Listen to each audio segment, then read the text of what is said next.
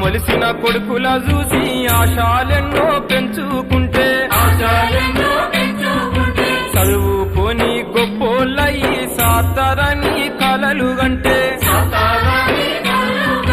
కన్నందుకు కంటి పాపల కాటికైనా మోయాకుండా గుండె కోత మిగిలిపాయతే